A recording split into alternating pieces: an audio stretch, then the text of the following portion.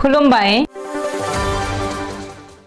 बे समाव बडलेण्ड इंखं टेलिभिजननि स्टुडियोआव आं मिथिका नार्जारी दिनै मोनाबिलिनि गाहाय रादाबफोराव दङ। रायजो नाङै आसाम दिवस फालिदों। जरहाटनि जेबि कलेजाव रेगिं 19 फरायसानि हेंथायै एजाहार। रायजोआव थाबैनो 10,000 साख्रिनि फोसावथाय होगोन बुंदों हिमन्त। बिजनी बाथाबारियाव गामि गोराया सासे राहा गैजायै आइजोखौ जिनाहारि खालामदों। सिमेन्टसापुरियाव सुकाफा दिवसजों लोब्बा लानानै सुकाफानि मुसुखानि खुन्थिया गायसनदों। बरपेटानि काटाजाराव 13 साननि मेहेरगोनां हाबाफारिजों दमनिकात महा उत्सव जागायबाय। मसलपुरनि फाकामारायाव मासे लख्रानि गोथै देहा बोखांदों। दानिया फैदो आबुं रादाबाव।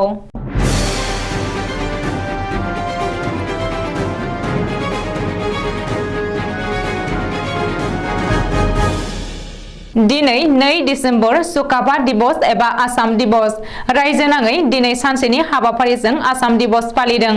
आहम साम्रायजोनि गायसनगिरि स्वर्गदेव सावलुं सुकाफाया 1228 मायथाइनि 2 डिसेम्बर एबा दिनैनि सानावनो पाटकाई हाजोखौ बारनानै आसामाव गिबि आगान होजेनदोंमोन आरो बै जारिमिनारि सानखौ मान होनानैनो 2 डिसेम्बर सानखौ आसाम दिवस एबा सुकाफा दिवस महरै फालिनाय जायो। मख'नो गोनांदि स्वर्गदेव सावलुं सुकाफाखौ गोसोखांनानै आसाम नाङै 2 डिसेम्बर अक्ट'खौ 1981 मायथाइनिफ्रायनो दिनैसिम लान्थ्रियै असम दिवस एबा सुकाफा दिवस महरै फालिबोदों।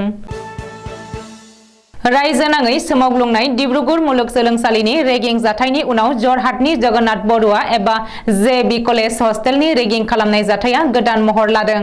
सासे फरायसाया जेबि कलेजनि हस्टेलाव रेगिं खालामनायनि अजद होनायखौ बिथा खालामनानै कलेज खुंथाया 19 फरायसाफोरनि हेंथायै पुलिस थानायाव एजाहार होबाय। रिपर्ट बादिब्ला बेनि सिगां सासे फरायसाया कलेज खुंथायनो रेगिं खालामनायनि अजद होदोंमोनब्लाबो उननि समाव बोखांनानै लाफिनदोंमोन। नाथाय डिब्रुगड़ मुलुगसोलोंसालिनि रेगिं खालामनाय जाथाया रायजो नाङै सोमावग्लुंनाय समावनो रेगिंनि थाखाय जेबि कलेजनि हस्टेल नागारनो गोनां जानाय फरायसाया कलेज खुंथायनो अजद होफिनदों। सैनांनाय फरायसाया जेबि कलेज हस्टेलाव 8 सेनियर फरायसा आरो सासे बारग' फरायसाया रेगिं खालामनायनि अजद होदों। बेनि अनगायैबो कलेज खुंथायनो अजद होनायखौ बोखांनानै लाफिननो 3 फरायसाया हुमखि होदोंमोन होननानै रोखायै मख'दों। ओरैहाय फरायसाया होनाय अजदनि सायाव कलेज खुंथाया गेबेङै सावरायनानै 19 फरायसानि हेंथायै थानायाव एजाहार होबाय होननानै मिथिनो हादों। बबेखानि बे रेगिं खालामनाय जाथायनि सायाव कलेजनि एन्टि रेगिं कमिटिया नायबिजिरगोन आरो सप्तासेनि गेजेराव रिपर्ट गथायगोन। बेनि उनाव गाइडलाइन बायदियै जेबि कलेज खुंथाया राहा लागोन होननानैबो सुलुङाव फोरमायदों। सोरखारि साख्रि नागिरनाय आरो सोरखारि साख्रिनि थाखाय थियारि जानाय रायजोनि लाख लाख लाइमोनफोरनि थाखाय मोजां खौरां। रायजोआव थाबैनो 10,000 साख्रिनि फोसावथाय होगोन। आसाम सोरखारा थाबैनो 10,000 साख्रिनि फोसावथाय होनो लाहार फाहार खालामदों होननानै मिथिनो हादों। मख'नो गोनांदि रायजो सोरखारा थाबैनो आरोबाव 10,000 साख्रिनि फोसावथाय होगोन होननानै गिबि मन्त्रि डक्टर हिमन्त बिश्व शर्माया फोसावदों। बेनि लोगोसे आसाम सोरखारनि 1 लाख थिसनथायनि गेजेराव 80,000 थिसनथाया आबुं जाबाय। 20,000 मासेयाल' आद्रा दंसै। आद्रा थानाय 20,000 मासेनि थिसनथाय होनायाबो फैबाय थानाय 3 एबा 4 दाननि गेजेरावनो आबुं जागोन आरो जानुवारि दाननि गेजेरावनो 10,000 थिसनथायनि फोसावथाय होगोन होननानैबो गिबि मन्त्रि डक्टर हिमन्त बिश्व शर्माया फोरमायदों। नाथाय गिबि मन्त्रि दाबि खालामनाय 1 लाख थिसनथायनि गेजेराव 80,000 थिसनथाया आबुं जाबाय होननानै बुंथिनाया रायजोनि सोरखारि साख्रिनि थाखाय थियारि खालामनाय आरो खामानि गैजायै लाइमोनफोरजों लोगोसे लाख लाख सरासनस्रा रायजो राजाफोरखौ सोमोनांहोदों आरो गोनो गोथो जाहोदों। चिरां जिल्लानि बिजनी पुलिस थानानि बेन्दोङाव थानाय बाथाबारि लकडाउन बाजाराव सासे राहा गैजायै आइजोखौ जिनाहारि खालामनाय जाथाया सोराङाव फैदों। जहर आली शेख मुंनि सासे बारग' गामिगोरा लांसुनियाया राहा गैजायै साहा गला होनानै नखर बेंग्रा आइजोखौ जिनाहारि खालामदों। रिपर्ट बादिब्ला निखावरि नखर आरो देहायारि बेंगुरा फिसायनि थाखाय बायजोआव बाथाबारि लकडाउन बाजाराव फुंनिफ्राय मोनाबिलिसिम साहा गला होनानै खुनुरुखुमै नखर बेङो। नाथाय थांनाय 28 नबेम्बर खालि लांसुनिया लांसुनिया जहर आलिया फुंनि 4 रिंगायावनो गलायाव फैनानै गोबौ हाथियार दिन्थियो आरो आइजोखौ जिनाहारि खालामो।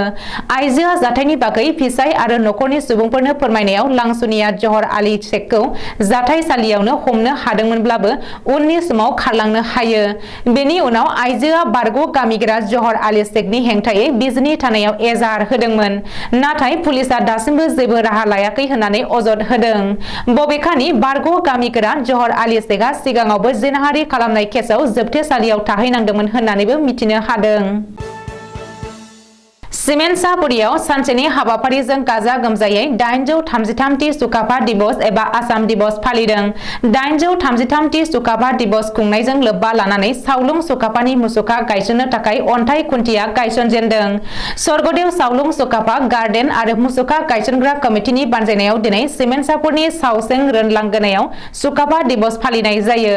सुकाफा दिवस फालिनायजों लोब्बा लाखिनानै सिमेन्टसापुरिनि सावसें रोनलांगोनायाव गायसंनो लानाय सावलुं सुकाफानि मुसुखानि खुन्थियाखौ गायसनजेनो सिमेन्टसापुरि गामि पन्चायतनि आफादगिरि डम्बारु कुवारा। बेनि अनगायैबो सावलुं सुकाफा गार्डेन आरो मुसुखा गायसनग्रा आफादनि आफादगिरि गबिन्द गगैनि मासि सामलायनायाव फैगौ मे दाम मे फि खुंनांगौनि सायाव सावरायलायो। सावराय मेलाव सिमेन्टसापुरि फरायसालिमानि असमिया बिफाननि बिबुंगोरा प्रमद सेनदिक, धेमाजि जिल्ला परिषदनि आफादगिरि महन गगৈ, सिमेन्टसापुरि आतासुनि आफादगिरि जयन्त गगৈ, गाहाय नेहाथारि रमा बरग'हाइमोना बाहागो लायो। काटाजार फोथारनि आन्चलिक स्पर्ट्स एसोसिएशननि बानजायनायाव राजीव गान्धी मिनि स्टेडियामाव डमनिकाट महाउत्सवनि मेहेरगोनां हाबाफारि। बे महाउत्सवजों लोब्बा लाखिनानै बेखेवजेननाय मेथाइ रोजाबो मेथाइ रोजाबगिरि प्रियम दासआ। बेनि उनावनो ओनसोलनि गुबुन गुबुन जायगानि गेदेमा सुबुंफोरखौ मान बावनाय जायो। सानफ्रोमबो सावरायमेल, हारिमु बादायलायनाय, लोगोसे हांख्रायनानै लाबोनाय आलासिनि हारिमु दिन्थिफुंनाय। बेकि दैमानि फारनैथिंनि समाजारि जिउ खुंनायनि सोमोन्दोखौ नोजोर खालामनायनि थांखिखौ सिगाङाव लानानै बे महाउत्सवखौ खुंफुंनाय जादों। बाक्सा जिल्लानि बरबरी थाना आरो बाथाबारि हाग्रा मावख'नि सिङाव थानाय पाकामारायाव मासे लख्रानि गोथै सोलेरखौ हाग्रा बिफाना बोखांदों। मिथिनो हानाय बायदिब्ला बे लख्राखौ हरनि समाव बरमा आरो निकासि राजा लामानि थांलाय फैलाय लामानि पाकामारायाव सिनाय मोनि गारिया सौग्रावनानै बुथारनानै गालांनायनि सन्देह खालामदों हाग्रा बिफाना। मख'नो गोनांदि फुंनि समाव राजा लामायाव लाथा मावजि मोसानि गोथै सोलेरखौ पाकामारा गामिनि रायजोफोरा नुनानै बाथाबारि हाग्रा मावख'आव खौरां हरो। खौरां हरनाय बायदियै फुंनि समाव बाथाबारि हाग्रा मावख'नि रेन्जार अतुल चन्द्र रायआ गावनि हानजाखौ लानानै जाथायसालिसिम नुजाथिफैयो आरो लख्राखौ बाथाबारि हाग्रा मावख'सिम लानानै थाङो। बाथाबारि हाग्रा बिफाननि रेन्जार अतुल चन्द्र रायआ लख्रानि गोथै सोलेरखौ बोखांनानै बेखौ जुनार सावस्रि देहा फाहामसालियाव नायबिजिरनो दैथायहरनाय जागोन होननानै फोरमायो। पाकामारा गामिनि जुनारखौ अनसायग्रा आरो मोजां मोनग्रा रायजोफोरा लख्रानि बेबायदि जाब्रबथायजों जिउ गोमानायखौ गोथौ दुखु मोननाय फोरमायो। दिनै मोनाबिलिनि रादाबा एसेनोसै। गोजोन्थों।